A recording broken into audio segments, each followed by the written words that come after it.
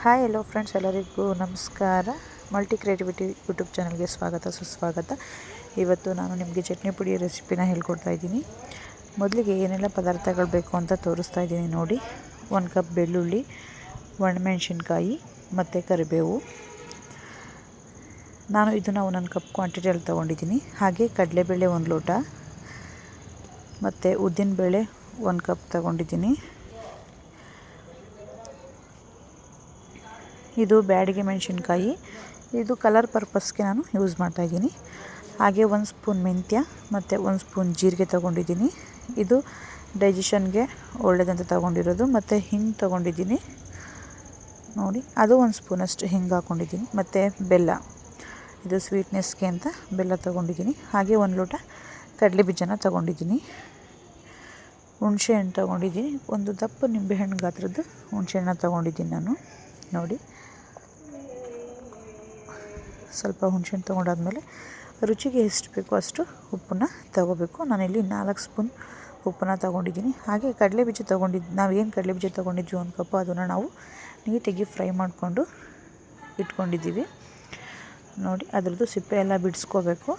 ಸಿಪ್ಪೆ ಎಲ್ಲ ಬಿಡಿಸಿದ್ಮೇಲೆ ಈ ಥರ ಇರುತ್ತೆ ನೋಡಿ. ಈ ಥರ ನಾವು ಸಿಪ್ಪೆ ಬಿಡಿಸಿ ಇಟ್ಕೊಬೇಕು. ಅದಾದಮೇಲೆ ಉದ್ದಿನಬೇಳೆ, ಕಡಲೆಬೇಳೆ ಎರಡನ್ನೂ ಫ್ರೈ ಮಾಡಿ ನಾನು ಒಂದು ಬೌಲ್ಗೆ ಹಾಕ್ಕೊಂಡಿದ್ದೀನಿ. ಅದನ್ನು ತೋರಿಸ್ತೀನಿ ನೋಡಿ. ಹಾಗೆ ಮೆಂತ್ಯ ಮತ್ತು ಜೀರಿಗೆ ನಾವೇನು ತೊಗೊಂಡಿದ್ವಿ ಅದನ್ನು ಸಹ ನಾವಿಲ್ಲಿ ಫ್ರೈ ಮಾಡ್ಕೊತಾ ಇದ್ದೀವಿ 1 ಕಪ್ಪು. ಮತ್ತು ಒಣಮೆಣ್ಸಿನ್ಕಾಯಿ ಏನು ತೊಗೊಂಡಿದ್ವಿ ಅದನ್ನು ಸಹ ಫ್ರೈ ಮಾಡಿದ್ದೀನಿ.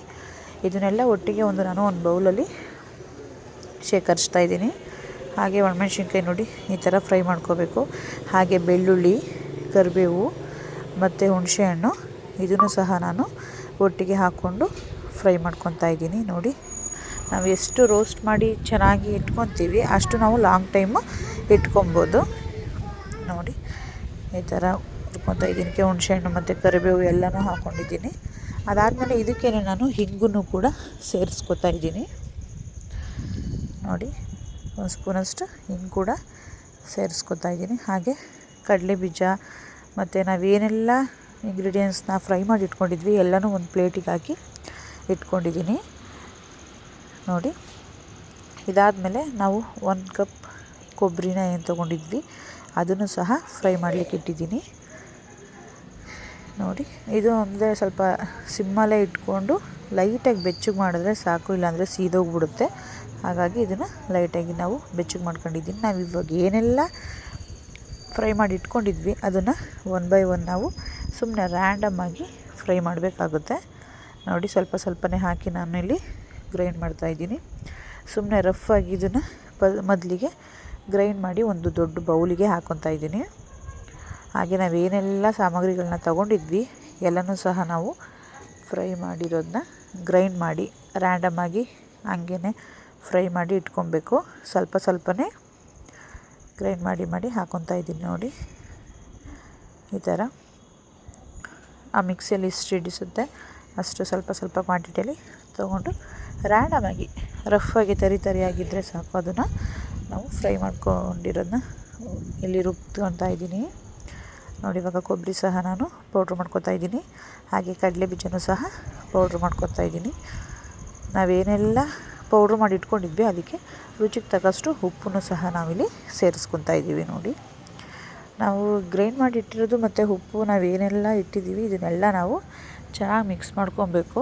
ಯಾಕಂದರೆ ಈವನ್ ಟೇಸ್ಟ್ ಬರಬೇಕಲ್ವಾ. ಸೊ ನಾವು ಇಲ್ಲಿ ಚೆನ್ನಾಗಿ ಮಿಕ್ಸ್ ಮಾಡ್ಕೊತಾ ಇದ್ದೀನಿ. ಮಿಕ್ಸ್ ಮಾಡಿ ಇದು ದೊಡ್ಡ ಬೌಲಿಗೆ ಏನು ಹಾಕ್ಕೊಂಡಿದ್ದೆ ಅದರಿಂದ ಒಂದು ಚಿಕ್ಕ ಬೌಲಿಗೆ ಹಾಕ್ಕೊತಾ ಇದ್ದೀನಿ.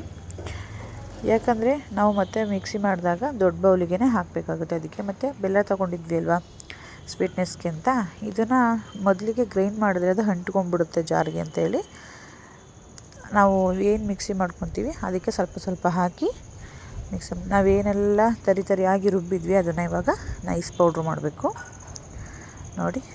ಆ ಪೌಡ್ರ್ ಜೊತೆಗೆ ಸ್ವಲ್ಪ ಸ್ವಲ್ಪ ಬೆಲ್ಲ ಹಾಕಿ 1 ಸ್ಪೂನಷ್ಟು ಇಲ್ಲಿ ಮಿಕ್ಸಿ ಮಾಡ್ಕೊತಾ ಇದ್ದೀನಿ. ಫೈನಲಿ ಚಟ್ನಿ ಪುಡಿ ರೆಡಿಯಾಗಿದೆ.